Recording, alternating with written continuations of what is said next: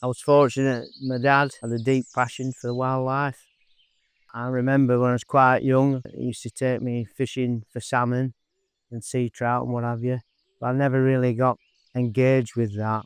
I ended up taking my binoculars with me while he was fishing. I'd be there watching the birds and what else I could find. We never saw my father through the week because he was a long distance driver. Every Sunday he made time for us as a young family to go for a long walk. And I always remember him pointing to a dandelion flower and he said, "What are you looking at?" I said, "Well, what am I looking at? I'm looking at a dandelion, Dad." He said, "No, it's much more than that." And he'd pick it up, he says, "Look at that, that's perfection, that is." He says, "There's a big difference between looking and seeing." And that always stuck in my memory.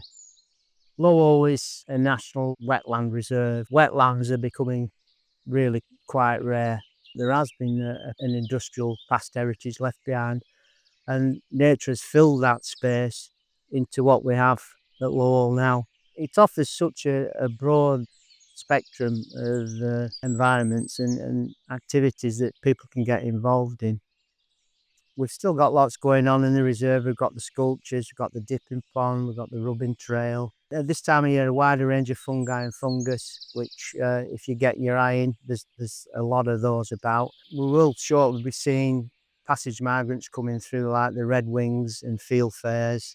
And if you're lucky, you can spot some quite rare species. Wirral tits are one of the fastest declining birds in the UK. With proper management, we're trying to encourage more pairs to breed. They're a beautiful little bird that deserves national protection, and that's what we're here to try and achieve. You know, if you go to the paint shop and you're looking for a colour, you look through those leaflets with all the boxes and each one is a different colour and it's got a name, hasn't it? Sometimes quite an original name. I think I'd like to do something like that. I'm going to invite you to come along with me today as we look for colour in nature. So let's really zoom in and find our first colour. Try and take a photo, make sure it's in focus. Wonderful yellowy, white, almost creamy colour. I found a mushroom down here. I don't know what sort it is. That doesn't matter. We're only interested in colour right now. I'm going to try and capture that on my phone. Got that one. On to the next. So there's plenty of green, there's plenty of brown, but I was hoping for something white today.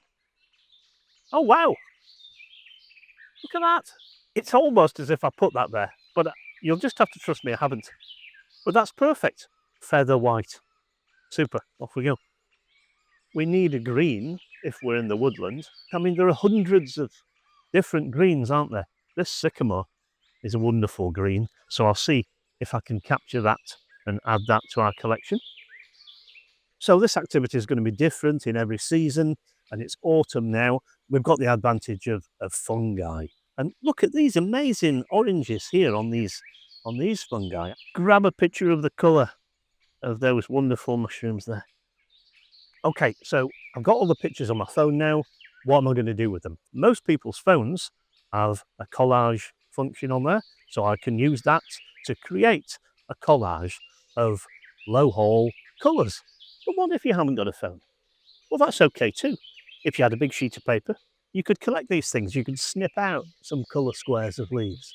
You can make a little square of clay, of soil, of gravel, and you could write under there the name of the colour. And what are you going to put for these colour names? We got the feather earlier. Is that going to be our own brand of Wigan white? Have we seen low haul orange? I don't know. Be creative. Make up your own colour names.